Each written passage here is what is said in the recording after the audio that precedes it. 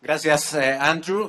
Bueno, como en el primer bloque internacional, ahora también está la chance de que puedan hacer preguntas a ambos expositores de este segundo bloque internacional. Los micrófonos están disponibles para que ellos puedan responder esas interrogantes. Hay preguntas acá en la primera fila. Gracias. I had a question for Andrew. I can ask questions to Juan Francisco because we would collude. Andrew, you said that you had increased the amount of associations which had codes. How good are those codes? That is a great question, Luis, and it's the most important question. I mentioned that the APEC initiative has an extensive monitoring and surveillance program. We don't simply work with associations and their members to develop codes that are aligned with the APEC principles, but there is extensive annualized follow-through with every association in the region. It doesn't matter if you are international, research and development, generic, distributor. You are all part of this evaluation program, the SIF team, ASILFA, SCDM, all a part of this process. And we look at a number of metrics, as I mentioned, on how those codes are performing. Without going into the details of the performance area, I would encourage all of you to look up the annual report, which is very detailed on that question, Luis, about where we see opportunities, where we see challenges. And we're very honest in this initiative in our annual assessments. We don't hold back. We acknowledge where we see progress, and we very much highlight where we see escalating challenges. So, for example, between 2016 and 2017, across the region, we saw increasing attention and focus on leadership commitments to codes of ethics.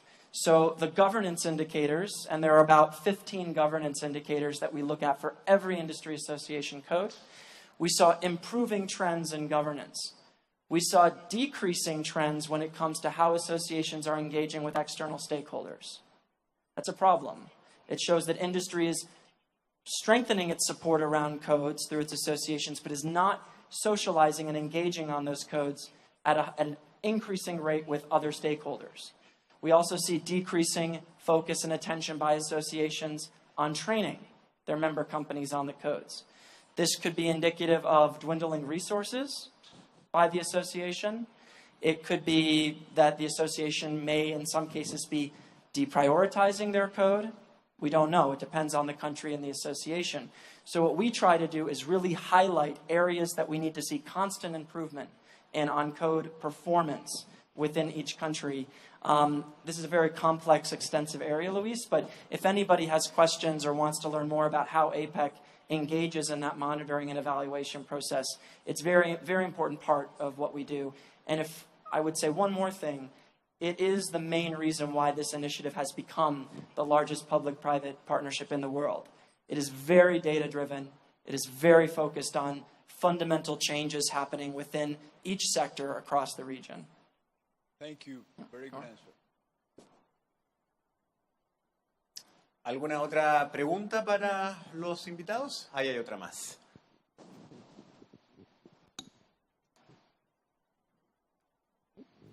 Hi, this is a question for you. Hola. I was wondering, how do you manage the cultural things when you're talking about, this kind of a code of ethics or whatever?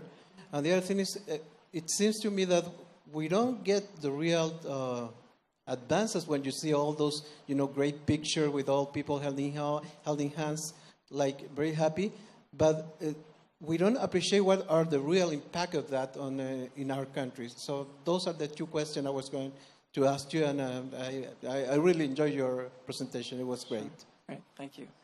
And I really enjoyed your questions. Thank you. I think they're really good questions. I'll answer the second one first, then I'll talk about the cultural considerations last. I would say that when it comes to realizing the benefits of strengthening ethical practices in this manner, it is very much an incremental process. And that's hard, as all of you who are compliance individuals, especially for companies, know when your company is so focused on P&L, and performance. How to actualize the gains that you see through a focus and attention on this work is something that it is impossible to realize its benefits overnight. But I will say that the trend is not only very positive, but is increasingly rapidly so. I think if we take a look back at, let's say, the international innovative industry for the last 30 years, I think the first, others in the room may know, the first multinational industry association codes probably date back to the 1970s. I would say that's about the time that we started to see promotional practice codes being implemented in various countries and settings around the world. The hook of change that has happened around the world between the 1970s to the mid to late 2000s through to now is remarkable. And I think what we should expect to see in a world of increasing transparency, increasing focus on health system strengthening, aging populations, healthcare costs, access, these things are going to drive with increasing intensity the need to focus on ensuring trusted and ethical collaborations in these two sectors. It will be incredibly important, especially as both industries move increasingly towards being data-driven and in many cases becoming information and technology companies. We see that happening in medical devices now. So, as Chrysula said, the attention, I think, is becoming increasingly one of being tied to the innovation agenda. If stakeholders are not connected, not collaborating in a trusted fashion, that could hinder innovation and the ability to discover and create access, distribution to new and exciting therapies, devices, best practices, etc. So I would say don't lose hope, if anything, because I know this is a hard operating environment. I think you have a lot of tailwind where you may see headwind. On your first question with regards to cultural sensitivities, we are very familiar with that question because APEC is so diverse. It covers so many different cultures, so many different regions. I would say that we found a nice niche in the approach there. Sure, there are cultural nuances that need to be accounted for. For example, in the Peruvian consensus framework, there was a major emphasis on equality, non-discrimination, these types of trends that are really social in nature but that underpin the strength of the Peruvian health system. That might not be a principle that you would find in consensus frameworks elsewhere. And then certainly another big cultural nuance is how different stakeholders are viewed in different systems. So we know, for example, that in certain countries, healthcare professionals are viewed in a certain way by the public, right? But in other countries, the public views them very differently and their role in the health system. So we take these nuances into account. But ultimately, there must be a common best practice international standard. And the nice thing about this work is that that common best practice international standard is set and codified in principles that have endorsed all the way up to heads of state.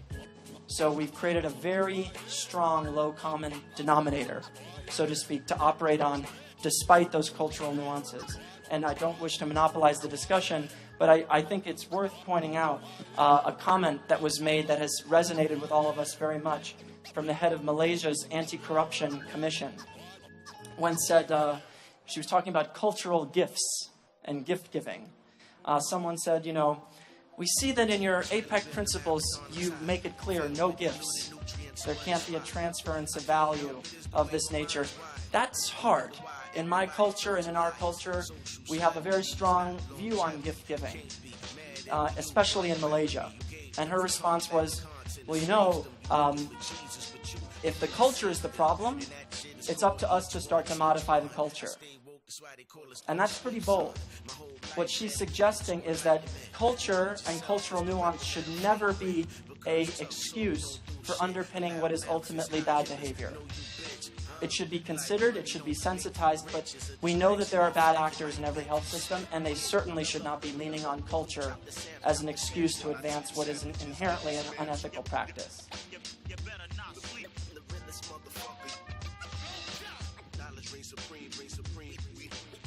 ¿Alguna otra pregunta para este bloque internacional? Hay más. Tengo dos preguntas distintas para cada uno de los panelistas. So I will address first the question in English for Andrew. Thinking about what APEC is doing. Oh, I'm sorry, I didn't introduce myself. I'm Giovanna Gardella. I'm a compliance officer in Novartis. There is a way now that APEC will do some benchmarking of, what level is your code of ethics in your country, and we know that the room that is to grow or to improve, like international transparency is doing, with the country, some sort of score that you have, some, objective data that what you have to do. Because you mentioned there's a monitoring.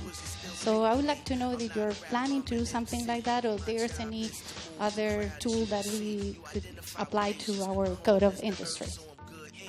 Do you want to ask the second one? Yes, and now the second question is regarding, es para la certificación, que me pareció muy interesante lo que hace Cetifarma. Es un organismo independiente el que hace esta certificación para los terceros y los que trabajan en la industria. ¿Era Cetifarma el que ayuda a que se promueva este certificado? ¿Cómo funciona? Me gustaría saber más detalles.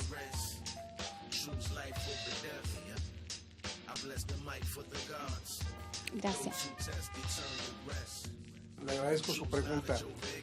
Cada año hacemos nosotros una convocatoria para que las empresas farmacéuticas que de manera voluntaria deseen obtener este certificado de empresa con práctica transparente lo hagan saber, y en ese sentido nosotros ya organizamos con el tercero, que es el que hace la evaluación, un vínculo con las empresas que están deseando tener este certificado de empresa con práctica transparente. Es muy importante señalar lo siguiente, y se lo hemos dicho a todas las empresas: el hecho de que se pague para hacer esa evaluación porque se tienen que pagar al tercero no es sinónimo de que se le va a entregar el certificado. No es sinónimo. Tenemos que ser muy íntegros y muy transparentes en esto. Si la evaluación, en todo caso, tiene un propósito más formativo que inhibidor.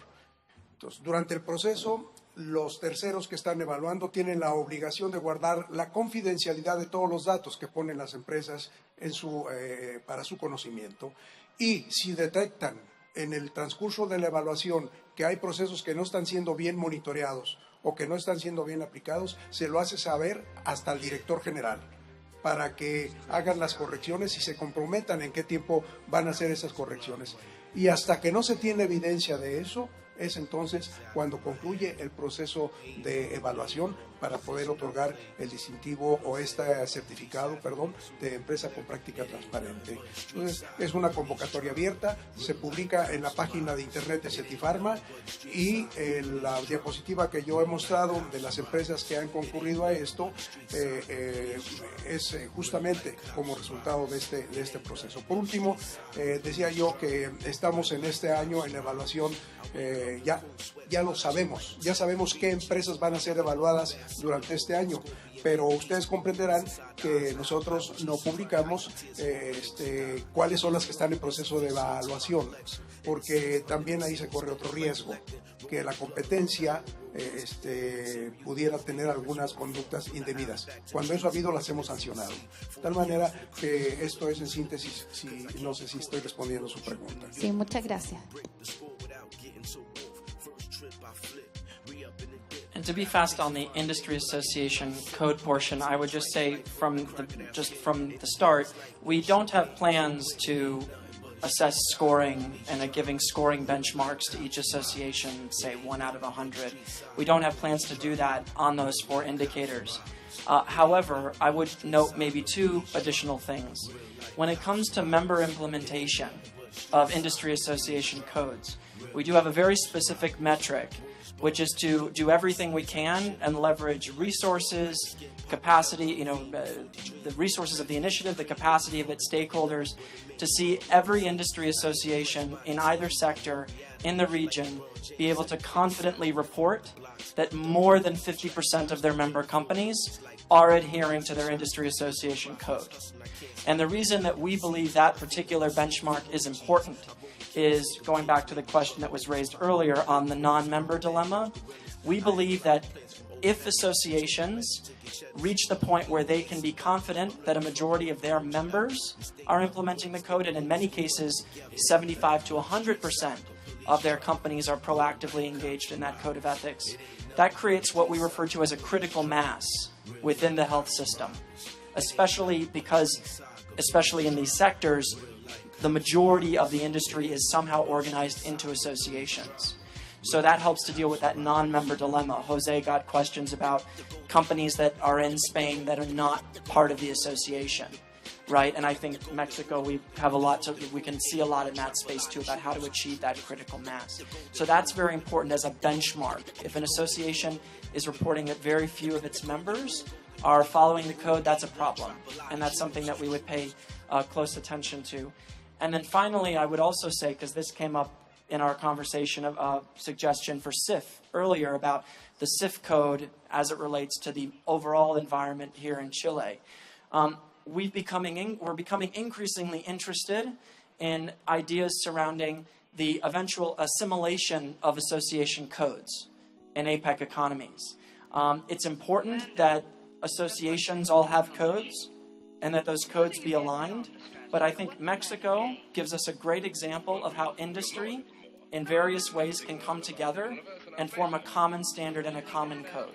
We know that this is something Peru is also looking at, in particular, with its 3 associations, right? So the multinational pharmaceutical companies, the Peruvian domestic pharmaceutical companies, and then another association of Latin American pharmaceutical companies doing business in Peru. All are a part of the Peruvian consensus framework, and one of the ambitions is to see, I don't want to speak for Angela or the folks from Peru that are here, but an ambition to see an assimilation of that code of industry coming together. So that might be something that Chile at some point in the future can look to as well, especially through the advancement of a consensus framework. Muy bien. Thank you, Andrew Blasi. Muchas gracias, doctor Millán. Se nos va el tiempo para más preguntas. En honor a lo rápido que ha pasado esta mañana, tenemos que continuar. Le damos un aplauso a ambos expositores en este segundo bloque internacional. Gracias por estar acá. Y ustedes pueden observar varias sillas acá porque ahora vamos a iniciar otra etapa de este seminario, que es la mesa redonda, desafíos y oportunidades en materia de transparencia y colaboración multiactores de la salud acá en Chile. Voy a ir